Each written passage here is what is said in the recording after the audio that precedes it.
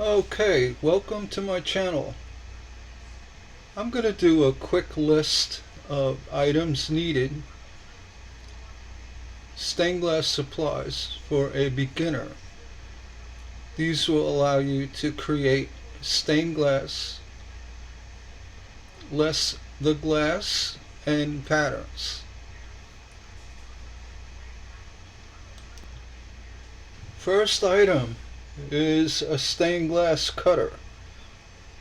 This is a simple hand glass cutter that can be used to push or pull to cut glass. Very inexpensive, around $8, but it will work nonetheless. Next item is a carborundum stone, also called abrasive stones. This is a very inexpensive 4-pack from Creators.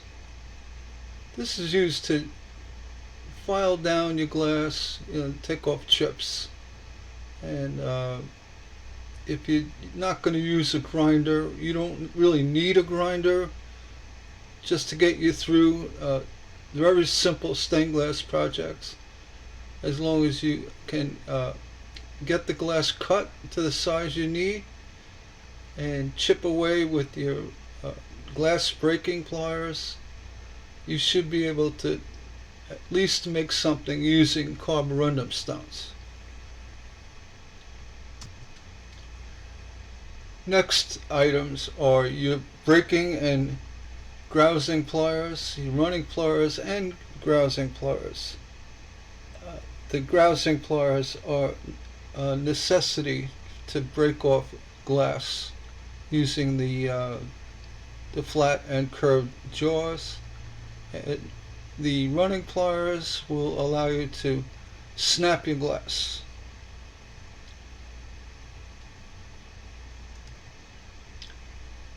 Then comes the copper foil. This is a brand by Edco in a 1 mil. For a better foil, you can look up Mongo stained glass for a 1.5 mil, which will be a lot stronger if that's something you're looking to do. The .001 or the 1 mil is sufficient. The next item is a soldering iron. This is a Weller 60-watt iron that works quite well for small projects if used with a rheostat.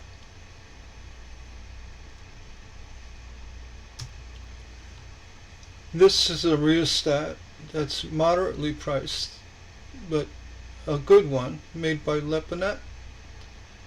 It will control the temperature of your iron. Typical settings is around 8 for soldering.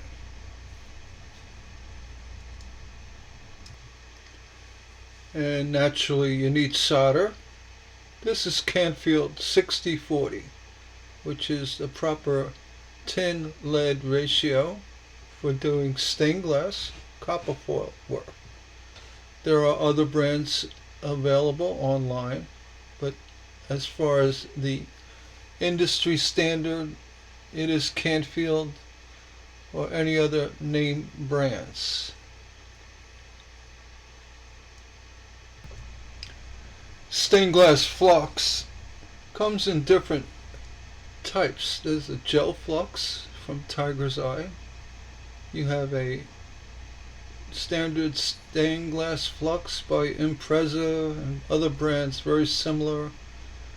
You have a liquid zinc flux and other flux. These are all basically they all will work. It's just a matter of which one you become comfortable with. Out of all the stained glass different techniques and tools and chemicals, the flux or different types of flux that people use are very custom tailored to their preference.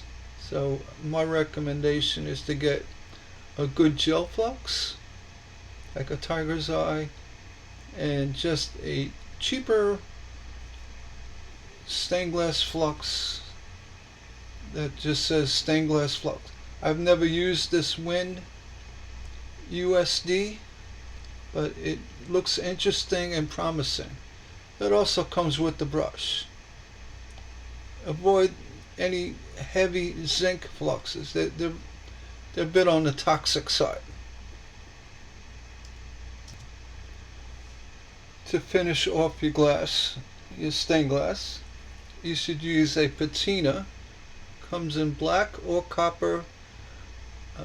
Black is the most commonly used color, and Novacan is the I'd say the most popular brand. That again can be a preference. There are different types of patinas, and or a copper or patina for lead. But to get you started, Novacan black patina would be sufficient. And finally, eye protection. You can use these cheaper brand, simple plastic. They have ones that go over your regular glasses, and they come in 4-packs, and that's just basically common sense.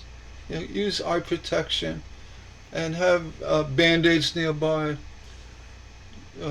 You may get cut. So stained glass, if you're safe, use a lot of safety, practice safety. You shouldn't get cut badly, but prepare to get little nicks and slices in your finger. So band-aids would be helpful. Well, actually, the liquid bandage works well too. Just kind of brush it on and let it dry. It takes about a minute to dry. And get back to glass.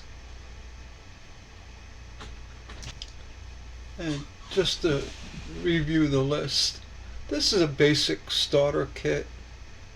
Glass cutter, you can use the hand cutters for the push or pull technique. You can go on YouTube and research cutting stained glass and find a lot of videos that'll help. You could use for lubrication a little kerosene or mineral spirits for your glass cutter. The cutting oil is basically lamp oil. It's paraffin oil. All the expensive cutting oils you buy, it's just paraffin oil. You can try that too. Used for the oil lamps. I've heard people use baby oil, which also is a paraffin oil base. Or you could simply use a sewing machine oil, or like a 3-in-1. Just dip your cutter into that.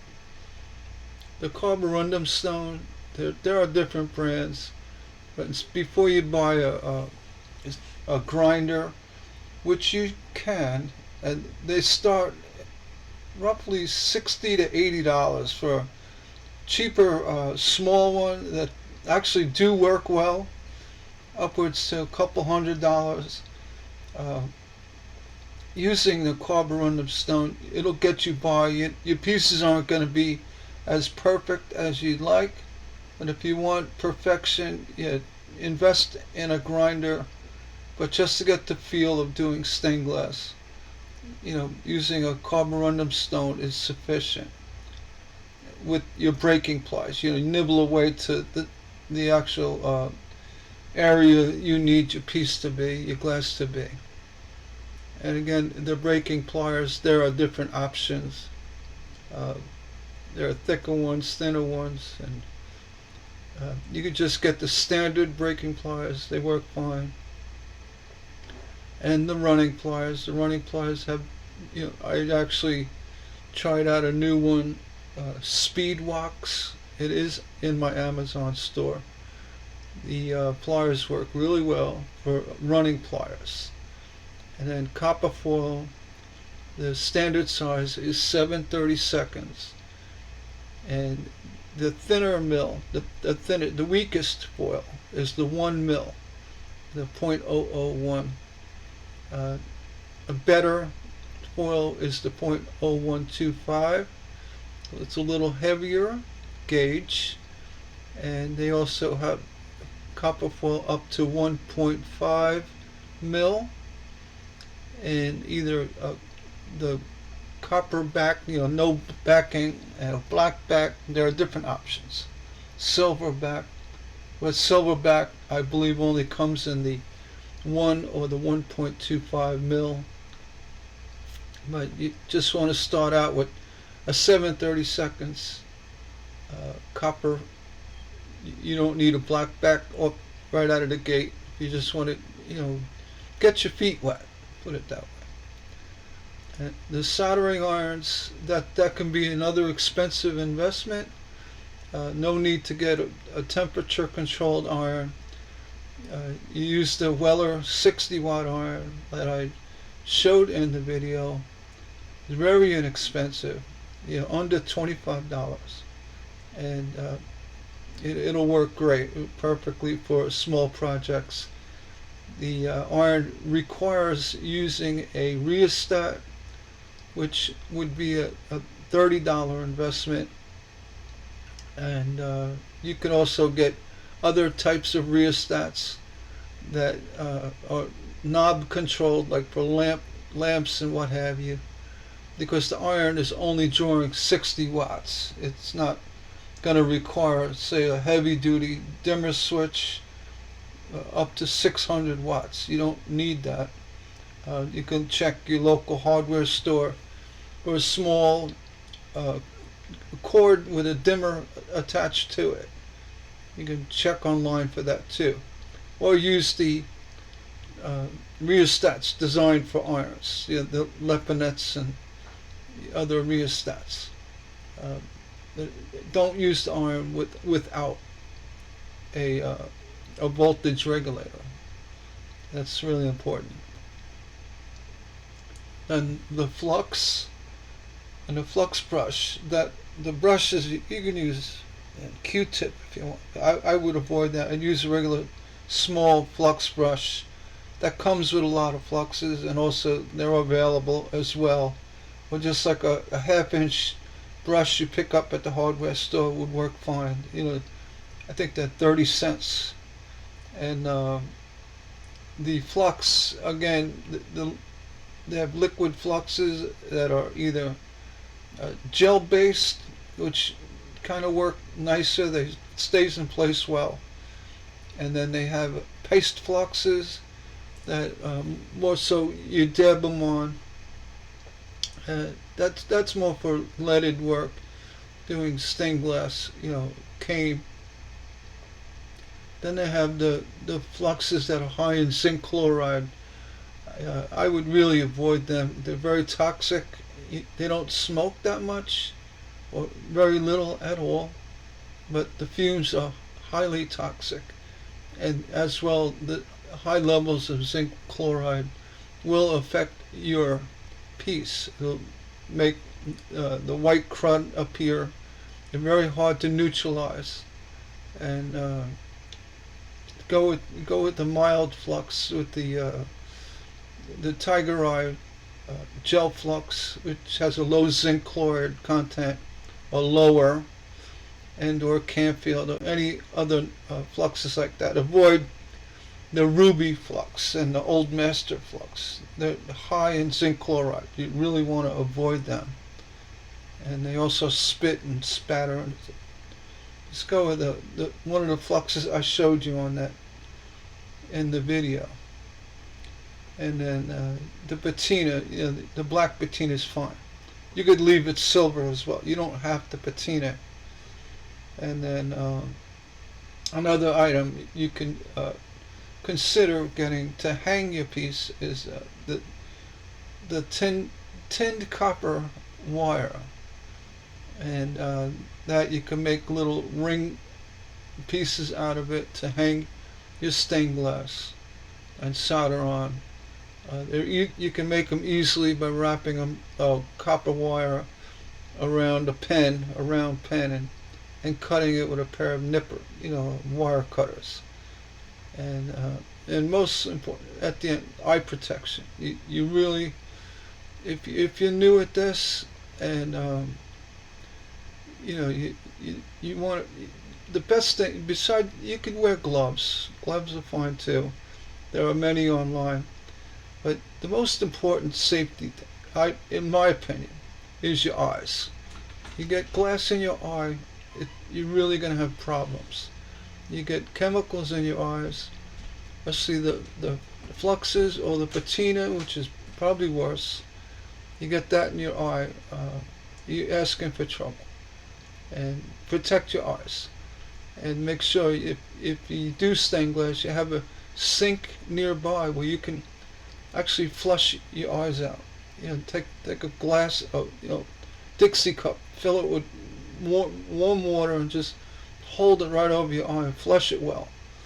It's the chemicals or glass in your eyes it's very dangerous. So make sure you wear your eye protection, and use standard safety, rules of safety. Like open-toed shoes. Don't walk barefoot in your studio. Avoid carpeting on the floor. Carpeting is very bad to have on the floor.